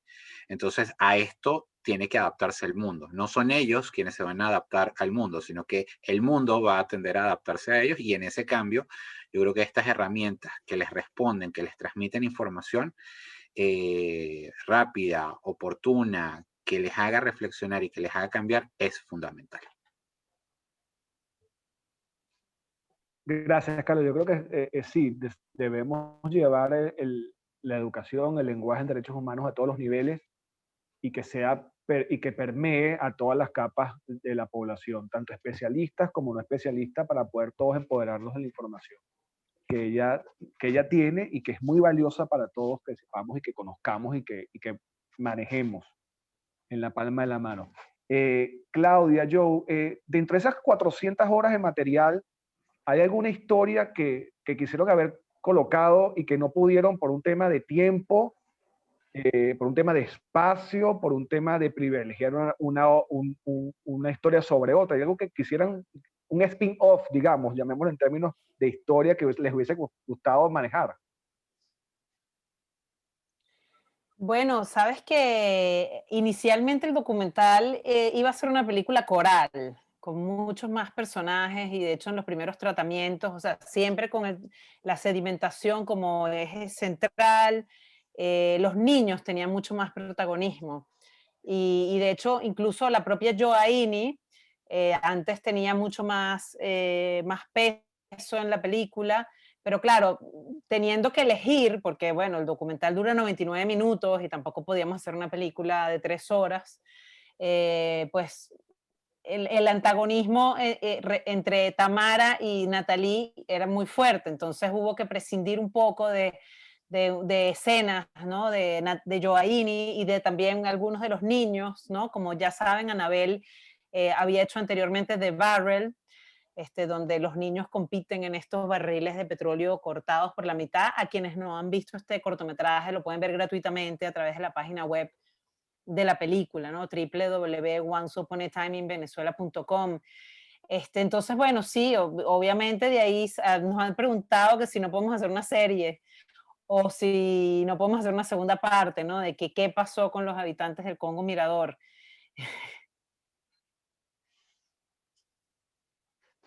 Esa era una de las preguntas que también, que la comentábamos hace un rato y es recurrente entre todas las personas que nos han comentado y han participado el día de hoy. ¿qué ha pasado con la gente? Ya lo comentabas un poco, pero me hacen una pregunta muy específica. ¿Qué pasó con la casa de la profesora? Que la vemos perderse en la inmensidad del lago. ¿Qué pasó con esa casa? Esas curiosidades quizás de que podemos rescatar de la película. Si saben Sí, ustedes, por bueno, supuesto. ella se fue con la casa a otro de los pueblos de agua, ¿no? De agua. Pero bueno, luego de pasar un tiempo allí, decidió irse a Colombia, pero bueno, actualmente ahora mismo, ¿qué ha pasado con su casa? Y sé que, o sea, está en Santa Bárbara y no se pudo llevar su casa a Santa Bárbara. No hemos hecho un seguimiento tan profundo de los detalles, pero bueno, sí entiendo que genera muchísima curiosidad qué ha pasado con ellos, ¿no? ¿Cuál creen ustedes, Claudia, Joe, incluso Carlos, qué impacto puede tener? Pero ya lo estamos viviendo, pero si nos podemos trasladar en el tiempo, ¿cuál creen ustedes que es y que va a tener el impacto de la película culturalmente hablando en las próximas generaciones, más allá de lo que comentaba yo del profesor? ¿Qué impacto podemos nosotros proyectar de la película culturalmente hablando en Venezuela hacia adelante, si hay alguna forma de poder colocar eso en palabras? La pregunta es para los tres. No importa quién quiera arrancar primero y nos vamos Mi- complementando. Yo creo que es una película que va a quedar entre nosotros de por vida, la vamos a revisitar, vamos a recurrir a ella para entendernos, para explicarnos, para dibujarnos, para armarnos, para desarmarnos. Es un poco con su distancia y con unas distancias muy grandes y muy bárbaras por respeto y por admiración. Lo que pasó con Araya de Margot Serraf, que es una obra que sigue ahí, que tú sigues viendo, que sigues revisitando, de la cual se sigue hablando. Eh, Fíjense que además hay como muchas similitudes, ¿no? Araya, el Congo Mirador, dos mujeres realizadoras, dos mujeres diminutas, como se dicen, como se refieren a Margot Serraf en Madame Cinema, una mujer diminuta que hizo historia. Bueno, Anabel es otra mujer diminuta que hace historia también. Entonces yo creo que la película va a estar ahí entre nosotros, ya es parte de nosotros, va a estar ahí, pero no solo entre cinéfilos, sino va a estar ahí entre los ciudadanos, ¿no? Entre nosotros, las personas comunes. Y yo creo que ese es el gran valor, ¿no? Y que culturalmente sirva para entendernos, insisto, para explicarnos, para volver a nosotros, a ese lugar en donde somos todos y no una parte u otra. Yo creo que ese es el gran valor y creo que de ahí viene su trascendencia, lo que decía el profesor. Las películas que trascienden y que se quedan contigo son aquellas donde tú te ves reflejado. Y en esta nos vemos reflejados todos. Por eso en algún momento la campaña de promoción decía el Congo Mirador somos todos, porque es así. No hay manera de que tú, si eres venezolano, estando dentro o fuera de nuestra geografía, no te sientas reflejado en esta película en algún momento, ¿no? Entonces yo creo que ese es el gran valor, esa es su trascendencia y eso es lo que va a ocurrir. Ya está ocurriendo, ¿no? Claudia, Carlos, ¿algo que agregar a las palabras de Joe, por favor? Bueno, nos han hecho como comparaciones que además nos quedamos a veces como, bueno, gratamente sorprendidos con Araya, no solamente con Araya, sino con Casas Muertas, que bueno, que es una novela, pero digamos, ese retrato de ese país devastado, en decadencia, nos han dicho, bueno, es como Casas Muertas en documental y contemporáneo, ¿no? Y bueno, es un documental que ha marcado varios hitos, ¿no? Porque es la primera vez que una película de no ficción representa a Venezuela en los Oscars, por ejemplo. Siempre ha ido la ficción. Es la primera vez que se estrena un documental venezolano en Sundance. O sea, tenemos como una lista de las primeras veces. Entonces, bueno, creo que sin duda quedará como en los anales de la historia del cine contemporáneo venezolano y nos sentimos sumamente orgullosos y contentos de eso. Bueno, yo solamente agregaría a esto que yo creo que uno de los favores más importantes que le hace este equipo en particular y pues quienes se dedican a la cinematografía en general es a dejar registro histórico del momento, de los momentos. Yo creo que eso es un valor fundamental. Creo que uno de los problemas que acusa, digamos, la sociedad venezolana en este momento es su poca memoria o su poco conocimiento asertivo de su historia más reciente. En un escenario de eventual justicia transicional, que es uno de los temas que desde el Centro de Derechos Humanos se trabaja y se promueve, algunas de las cosas que destacamos tienen que ver con la importancia de identificar las causas que llevaron a esa situación de crisis a partir de la cual se necesita de la justicia transicional. Y yo creo que en ese ejercicio películas como esta y otras tantas en función de documentales, y algunas otras no necesariamente documentales, sino desde la perspectiva de la ficción, que retratan algunos eventos y algunos momentos históricos, son herramientas fundamentales para eso, para mantener esa memoria de qué ocurrió, de cómo ocurrió, porque al final uno de los procesos más importantes en los procesos de justicia transicional es esa reconstrucción de la memoria colectiva, es decir, de un lugar común a partir del cual las partes en conflicto puedan empezar a reconstruir una sociedad democrática, una sociedad que sea viable y que pueda vivir en paz y armonía con justicia.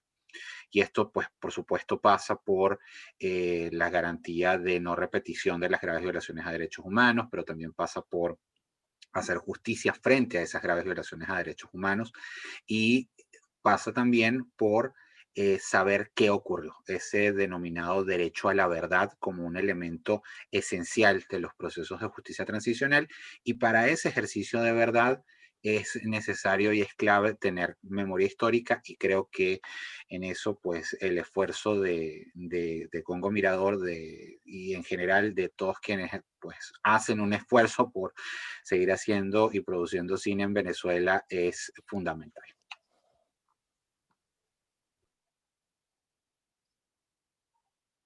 Siguiendo con las palabras de Carlos, a Claudia y a Joe, ¿qué los motiva a seguir estando en Venezuela, a seguir haciendo en Venezuela y a seguir haciendo cine en Venezuela?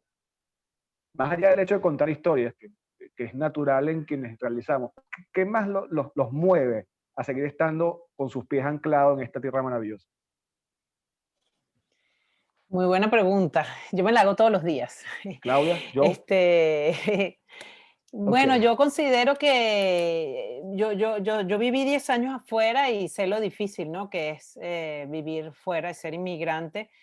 Yo creo que, bueno, mucha gente dice, oye, porque aquí en Venezuela estamos pasando, obviamente, una cantidad de problemas y ya no nos podemos extender en ese detalle, pero también afuera hay sentimientos fuertes, por lo menos en mi caso, el desarraigo que yo sentía cuando vivía afuera era algo que llegó un momento en que ya no aguantaba más. Entonces ahí fue cuando dije, yo creo que yo tengo que volver al país para, bueno, sentirme como que estoy haciendo, aportando algo, porque estaba afuera muy preocupada por lo que estaba pasando, pero desde afuera sentía que poco podía hacer, ¿no? Obviamente los venezolanos desde la diáspora tienen herramientas y tienen más facilidades para hacer ciertas cosas.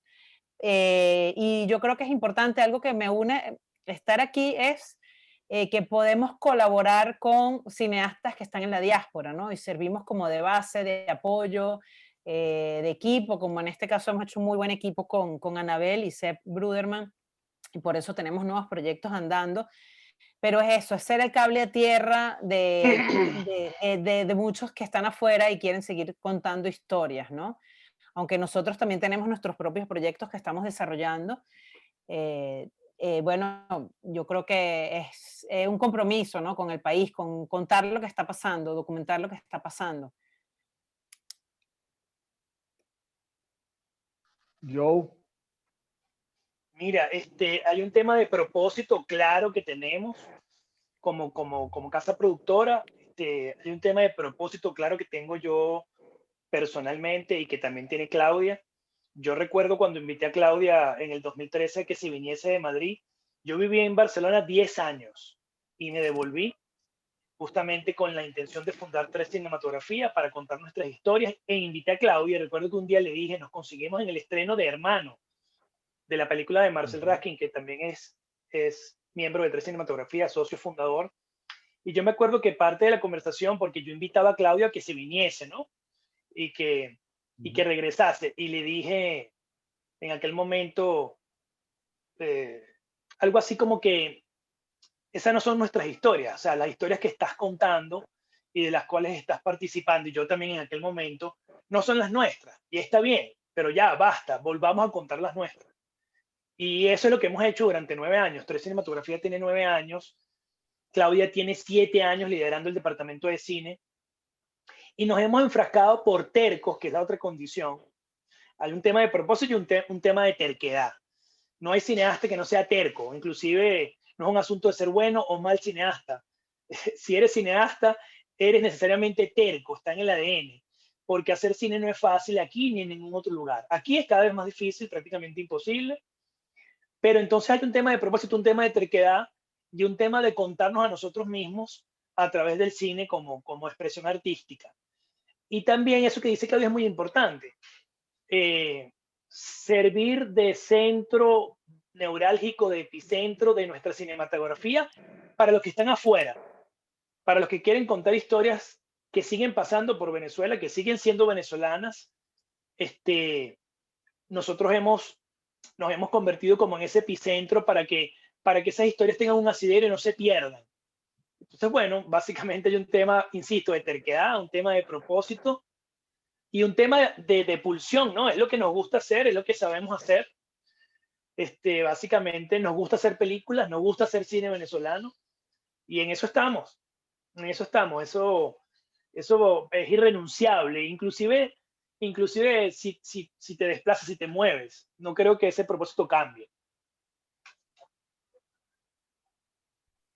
Claudia, Joe, Carlos, para la Alianza en Derechos Humanos es un placer y un honor y un orgullo haber compartido la tarde hoy con ustedes. Ha sido una conversa maravillosa. Si bien es cierto, no les planteé todas las preguntas, sí las respondimos a lo largo de toda la conversación que tuvimos. Y no estamos sino más allá mucho más que contentos. Les extiendo los agradecimientos del profesor José Bernardo Guevara, de Carla Ávila Morillo, periodista, quien es parte también de nuestro grupo, de Germán Lick Ríos, que también es parte del equipo, y de toda la gente que por las distintas formas comunicativas nos ha hecho llegar el agradecimiento y el orgullo para con el trabajo que ustedes han hecho. Sin proponérselo, la película hace o cumple la máxima de los derechos humanos, que son las 3D: documenta, denuncia y difunde. En este caso, lo que sucede en el Congo Mirador y que se extiende a lo largo de todo lo que es el país, de todo lo que es la República de Venezuela. Claudia, Joe, por favor coméntenos en dónde podemos ver la película, en qué plataformas está. Hay cierta todavía desinformación en cuanto a la gente que está en el exilio, cómo la ve, a dónde accedo. Sabemos que está en Cine Mestizo y en otras plataformas, pero por favor, ustedes mejor que nadie conocen esa información. Sí, bueno, en Venezuela está disponible en 3 plataformas: grancine.net, que es de nuestro distribuidor Gran Cine, está en Play de Ticketmundo y en Cine Mestizo, para la gente que está en Venezuela. Vamos a volver a las salas de cine, ahorita estamos en semana radical, pero en semana flexible vamos a volver al trasnocho cultural, seguro una semana más, no sabemos cuánto tiempo nos puedan extender, pero por lo menos una semana más. Y para la gente que está fuera, como dije antes, sigue abierto el crowdfunding, que se puede acceder a través de nuestra página web www.onceuponetimeInvenezuela.com/crowdfunding. O sea, escribiendo eso en el URL, llegan directo al Indiegogo. Con una donación de 10 euros, pues les hacemos llegar las coordenadas de la plataforma donde se puede ver la película. De momento, pues esas son las opciones, y estamos entrando en salas de cine en España, en 6 ciudades: Madrid, Barcelona, Valencia, Zaragoza, Bilbao, y en Tenerife está en las lagunas, o sea, son como 3 ciudades. Entonces, vamos a estar en abril en Colombia, y en México también estamos preparando hacer un estreno nacional allá en varias ciudades también.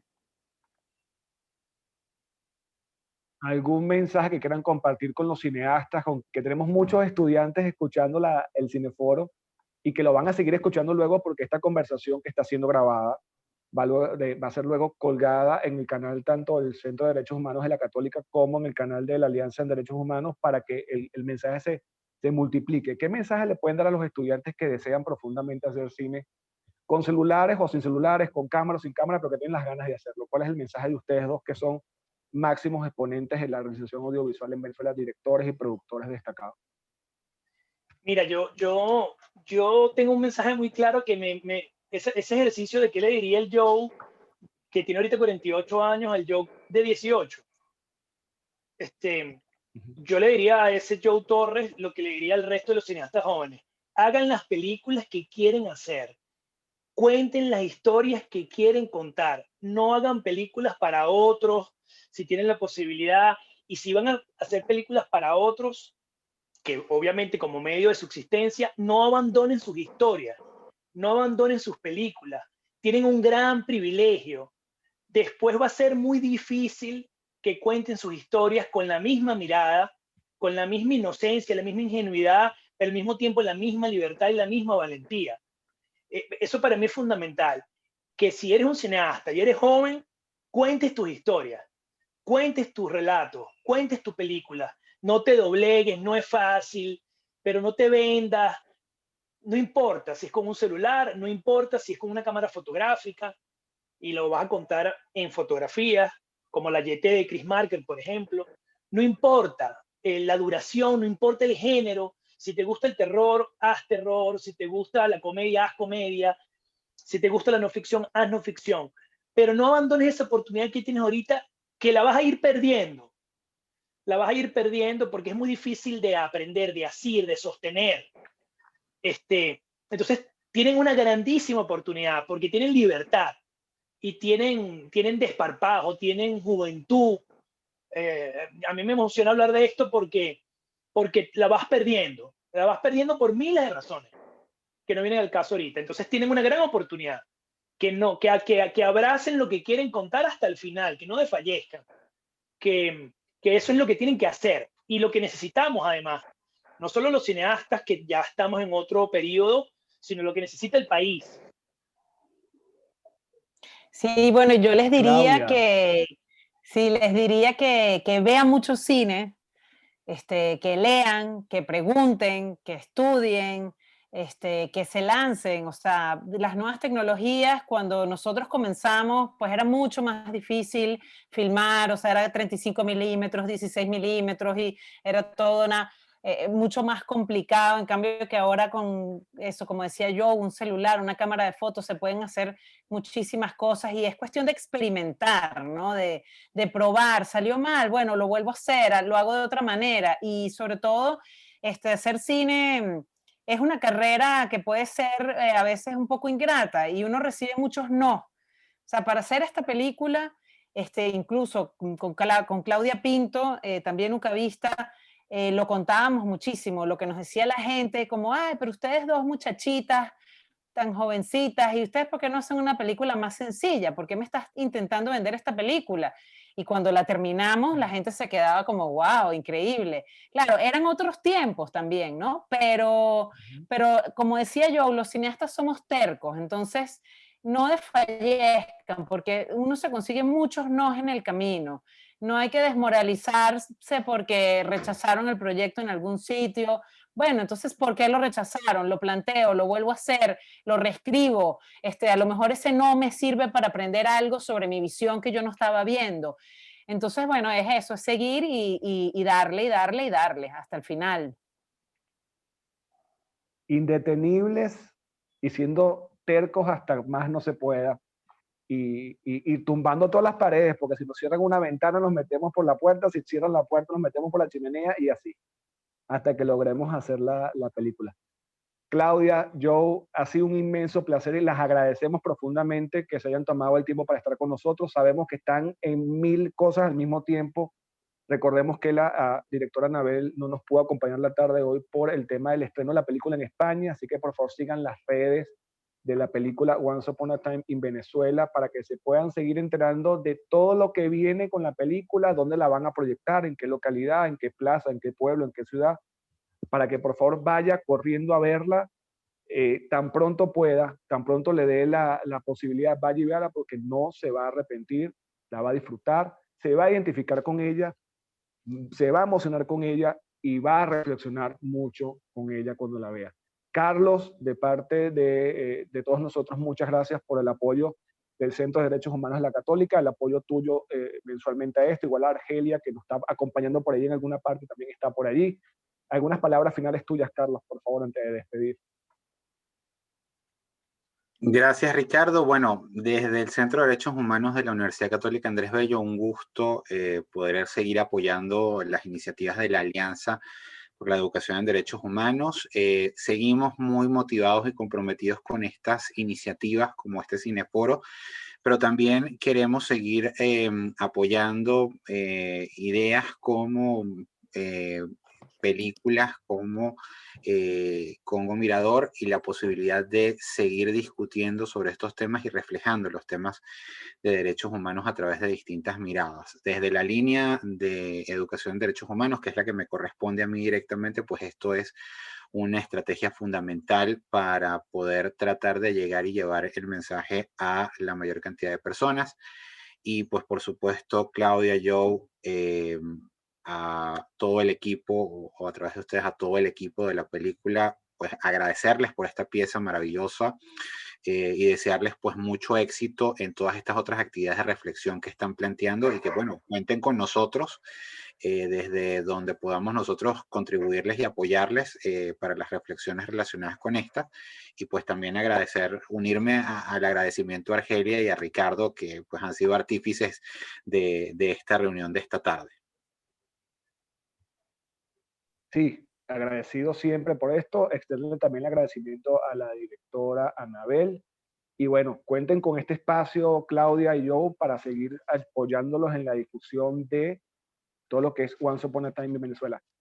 Argelia, que te vemos en pantalla, cuéntanos, por favor, aunque sea unas breves palabras, por favor. Bueno, yo también en nombre del Centro de Derechos Humanos agradezco el impulso de estas actividades, porque si bien yo estoy más en la línea de libertad de expresión y en la parte de las comunicaciones del centro, pues me interesa muchísimo. Yo soy periodista y soy abogada, entonces el tema resulta de más interesante, lo plantearé también de estudio en las materias que se dictan dentro de las materias que dicto dentro de la universidad en la Escuela de Comunicación Social. Y pues nosotros seguiremos apoyando estas iniciativas, seguiremos al frente con ustedes, llevando este mensaje a muchas más personas. Entonces cuenten con nosotros siempre. Gracias, Argelia. A todos quienes nos siguen, recuerden que esta grabación va a estar luego disponible en el canal del Centro de Derechos Humanos de la Universidad Católica Andrés Bello, también en el canal de la Alianza, ambos en YouTube. Sigan las redes sociales @AlianzaEDH y nos vemos el jueves 25 de marzo, donde estaremos hablando sobre la película On the Basis of Sex, en español Cuestión de Género, que tiene que ver con todo el tema de los derechos civiles y políticos de los ciudadanos, vistos a través de la experiencia y vida de quien es conocida como Notorious RGB, que es la segunda mujer en ser miembro de la Corte Suprema de los Estados Unidos. Eso lo veremos el jueves 25 de marzo, lo esperamos a todos. Recuerden que esta actividad es gracias a la unión y el esfuerzo de más de 50 activistas y organizaciones que estamos aliados para llevar a cabo todo lo que tiene que ver con educación en derechos humanos en su plena vigencia, encabezados todos por el profesor José Bernardo Guevara. Gracias a la Fundación Lucelia, gracias a CEPAS, gracias a REDAC, gracias al Centro de Derechos Humanos de la Universidad Católica y también a Acción por la Libertad. Gracias a todos, muy buenas tardes y nos vemos en el siguiente Cineforo. Hasta luego, muchísimas gracias. Un abrazo. Gracias a ustedes. Saludos a todos. Gracias, Claudia. Joe. Muchas gracias. Buenas tardes. Buenas tardes. Chao, gracias a todos.